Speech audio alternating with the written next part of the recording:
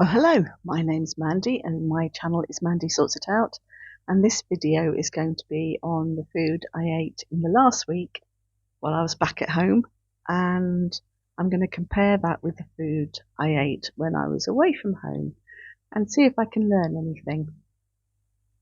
So, this is going from Monday the 27th of July until Sunday the 2nd of August. I'm using the Fotatio app again, and I'm using the guidelines in the Fotatio app, other than some guidelines that come from Kidney Care UK and from the Eat Well guide and other things like that. I'm tracking exactly the same metrics as last time. I shall put myself in a little box again, so I've got to stay very still. And I shall put the chart up for the week. Okay. So I'll just run through what I ate for the week quite quickly.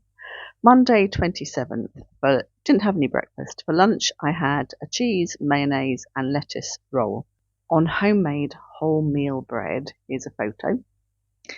For dinner I had some bassa in breadcrumbs with a big serving of peas and bread and jam. And in the evening I had some coffee and I had some dates and dark chocolate. On Tuesday the 28th, for breakfast, I had coffee and then oats with crushed seeds and blueberries. For lunch, I had a tin of mackerel and tomato sauce mashed up on toast and a coffee. For dinner, I had a tin of baked beans mixed with some cooked carrots. I really needed to get rid of the carrots, and I was just not in the mood for cooking, so I just thought, it'll do. And do you know what it did? I couldn't eat a tin of baked beans out of a bowl, because I just find them a bit claggy. But with the carrots in, actually, it was okay. So Wednesday the 29th, for breakfast, I had toast and jam. For lunch, I had a snack plate of dates, apples and pecans. Later in the day, because it was hot, I had an ice lolly. For dinner, I had another bassa in breadcrumbs with a large helping of sweet corn and some green beans. And then in the evening, for a snack, I had 2 of the Oreo I bought, which I'll just show you actually.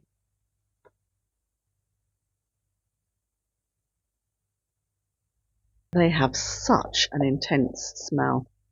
Very, very artificial. But I had 2 of those with grapes and apparently some bread. Now, I don't remember in the week at all ever eating bread just on its own. So I'm wondering if I had some more toast and jam, if I was still hungry after the snack. It's possible I had some more toast and jam and I've just not written down the jam. So there may be an error and something missing there. On Thursday the 30th for breakfast, I had some peanut butter on toast. For lunch, I had a flatbread with chicken and lettuce. And what I did was I just made a sandwich. I folded the flatbread over itself and just had a sandwich. For a snack, I had apples with grapes and dates. For dinner, I had another flatbread with chicken and salad and mayo and avocado piled up on it. Really, really enjoyed it. That was the thing I was fancying when I went shopping. And for a snack, I had a coffee with one of the Oreos. On Friday, for breakfast, I had some blueberries with oats and crushed seeds and dates. And for lunch, I had a chicken salad in a bowl. For dinner, I'd bought some onion bhaji at Asda when I went and saw it in the reduced cabinet. So I had those, which I really enjoyed, but I slightly burnt them.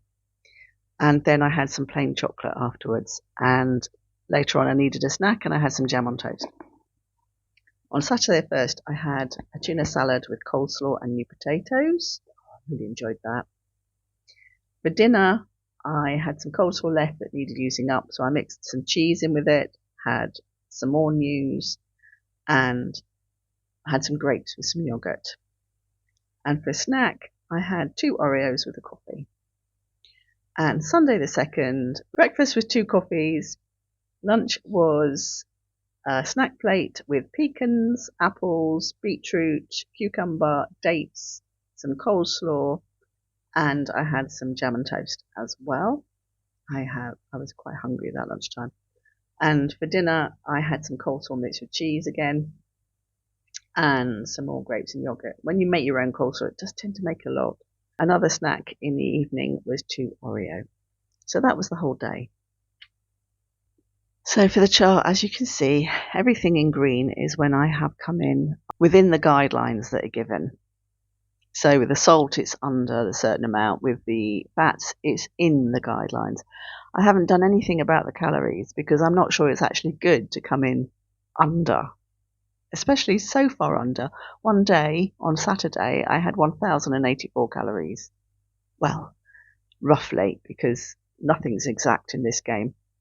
And that's really quite low. I was quite surprised. Again, I was trying to eat healthy. I wasn't trying to keep my calories low. That wasn't what I was thinking about. I was thinking, I need to eat healthy, but sometimes I just fancied a treat, you know. I was really quite surprised when I saw the calories that I came out that week, because even though I put it on for Tatu during the week, I didn't look at the bottom row at what it was calculating until I put it into this chart at the end of the week. Now let's have a look at a comparison of the averages for the 9 days when I was away from home and the 7 days when I was at home. I was very surprised in this, really. I was surprised that the iron had gone up so much, even though I knew I was eating the oats, and that was one of the things that was showing as good for iron. Oh, by the way, I'm wearing my grandmother's ring. I find myself playing with it quite a lot. Saturated fat, as you can see, it's gone from 11.7% to 8%, and I've calculated all that because I read somewhere saturated fat should be 10% of your calories. Now, obviously, my calories were quite low, so I was thinking, should I be thinking less than 20 grams? So I redid the calculations to see. I thought maybe it was less than 10% last time, but it wasn't. It was 11.7% last time, and it's 8% this time. So I looked at fats as well. They're supposed to be less than 30% of your calories, and I didn't achieve that either time. And I was really quite surprised that I didn't achieve that this time. But yeah, I was 33%. So what is that telling me? I should eat more? I should eat more non-fat stuff. I should eat more sweets. It's a bit weird. Protein, I had more this time, but it's still under the 58, which is the lowest of the range, and I'm quite happy with that. Maybe it was too low last time. Honestly, I have no way of knowing. I know Kidney Care UK say keep it on the lower side, but does that mean I should be around 58 grams? I really don't know. The portions, as you can see, my portions of fruit and veg went up from 3.2 a day to 6.6 a day. That was particularly after I went and did a shop and bought loads of fruit and veg.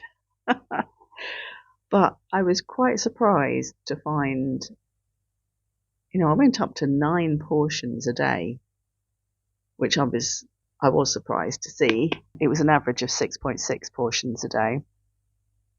But despite that, I was lower in fibre than I was the previous week. And I found that quite perplexing. I was still eating wholemeal bread. The one thing that I ate when I was away from home that I didn't eat as much of this week was potatoes. I ate about 800 grams of new potatoes the week I was away from home, and I ate about 200 when I was at home. And I thought, did that make such a huge difference? And I haven't actually looked into that yet. I ate lots more dates when I was back home because I could access the fridge anytime I wanted to. So I was really quite surprised to see the fibre content of what I was eating was so low. And I did go back and make sure that all the foods I'd chosen did have a calculation for fibre on them, because sometimes you choose something and it says ND against fibre. And where I had chosen things like that, I went back and looked for it again and tried to find the same thing that had a fibre calculation. But it was still pretty low. It's 2/3 of what it should be. So I'm going to have a think about that, because I already eat brown pasta. I already eat wholemeal bread. I already eat oats, not every day, but at times. I already eat dates. All the things that I know that are high in fibre, I already eat. I do eat potatoes, but I don't eat them every week. Maybe I need to up how many potatoes I eat if I want to get to 30 grams of fibre. And fibre is something that Kidney Care UK say you should really concentrate on eating for your kidney health. So I would like to get that to 30. I really would. I'd like to see how to get that to 30. So yeah, I mean, my calories are low and my fibre is low. So maybe I need to eat more potatoes. And my carbs were particularly low this week, which again could be down to the lack of potato. So maybe adding more potato to my diet would be the thing to do. So I'm going to try that next week. I'm going to have more potato. So along with that, I've got the guidelines from the Eat Well guide. 2 portions of fish a week, 1 being oily, I did that. 5 portions of fruit and veg daily, I achieved that. Base meals on starchy carbs, potatoes, bread, rice or pasta. Well, it was mostly bread, I think. I didn't have a lot of potatoes, I had some. I don't think I had rice or pasta at all. That pasta last week put me off pasta for a bit, I think. Did I eat beans? Yes, once, baked beans. Pulses, fish, eggs and meat. I did all that, apart from the pulses.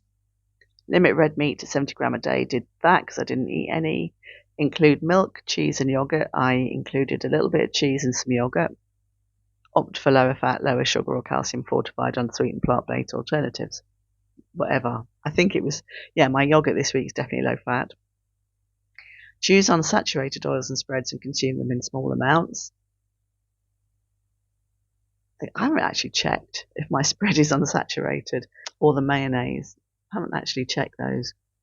Drink 6 to 8 glasses of fluid a day, mostly water, while minimising foods high in fat, salt or sugar. Well, I have no added sugar squash. By the way, I should say both weeks I had no added sugar squash every day.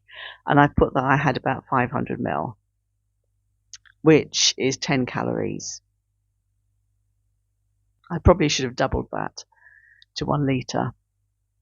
So, you know, there's 10 calories to add to every day's consumption, which isn't going to significantly change anything. So I'm not going to fiddle with that. I think this was an interesting thing to do. It's interesting for me. I've learnt a lot. But yeah, it's given me things to think about and a way forward. Definitely. The other things that I want to say, which relate to this, is that when I went to the doctor recently, I said, is there any help for losing weight? And I was told I could get an appointment with a nurse who would offer me help with weight loss.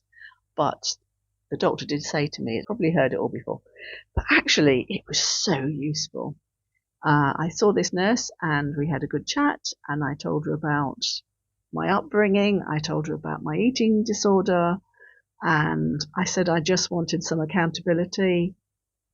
And so we've agreed to meet every 4 weeks, and I'm to take a diary of what I've eaten every time, and we'll have a discussion about it, and we'll talk about different challenges, and we'll talk about what's working, what's not working. I think that's absolutely fantastic. I was on a bit of a high when I left. I thought, this is going to be so useful. And I'm going to tell you about food in my childhood now. There's a lot more subscribers. I'm not sure if I've mentioned this before, but at any rate, when I was a baby, when I was 4 months old, the health visitor told my mum that I was too fat and needed to be put on a diet because I had rolls and rolls and rolls of fat, apparently. My nickname was the Michelin Man. And if you're wondering why I'm saying apparently, it's because my mum tore up all the baby photos and me looking like that because she thought it was gross. So I was totally breastfed at this point, and she said, well, how do I do it? And they said, well, you have to take her off before she's finished. So my mum put me on this diet. Presumably it was fairly successful. I don't know. She never mentioned that. But she said to me later on in life that the only time that she had ever got praise from her mother was when she got me to lose weight. My whole childhood was filled with diets. Loads and loads and loads of diets. often around the time that my grandmother would come over and visit us, or around the time that I was due to go and visit my grandmother. And I was a very compliant child, so I would go on these diets, and then in between the diets, my mum would cook me cakes, and she'd make my favourite meals, and she'd pile my plate high. And I just went along with that because I was a compliant child. I wanted to make her happy, so I did what she wanted. And that continued until I was 17. And when I was 17, my mum attempted to put me on a diet, and I was in full eating disorder. It was the worst part of my eating disorder. It was horrific at that point. The amount I was eating was just staggering. And I often wonder if the reason I've got a hiatus hernia, which is when the valve at the top of your stomach doesn't close, is because I physically ate so much food that it couldn't close because there was still food coming in, even when my stomach was full. It was an absolutely awful time of my life, and I remember it with a lot of sadness and horror. But my mum wanted me to go on a diet, and I refused to go on a diet. The eating disorder didn't go just because I wasn't dieting, and I wrestled with it for many, many, many years. In fact, I think I only really got rid of it in my late 50s. So obviously, I don't want to start that up again, and I've got to be careful. And I explained all this to the nurse, told her the story about how I grew up, and she got it. I didn't have a fight on my hands. I didn't have someone who thought they knew better than me, which was just a relief because I'm not going to do anything to put myself in danger. But I absolutely do want to lose weight because that's the best thing for the health of my kidneys. But I need to do it in a healthy way. And I'm hoping that just concentrating on healthy eating will eventually get this body to be less, slimmer, less weight. Anyway, so that was really good. And I got weighed on, I think I've already said this, but I got weighed on Monday the 27th, and I'd lost a pound over the previous 4 weeks, which was a little disappointing, but it's still a pound. It's still going down, which is the main thing, because I was staying the same for such a long time, or just going up and going down, up and down. So the fact that I lost £4 in the 3 to 4 weeks before, and then I still lost a pound this time, was really good rather than going back up again. Okay, that's it from me. Well, thank you very much for watching this video. I hope you've enjoyed it, and I look forward to seeing you next time. Bye.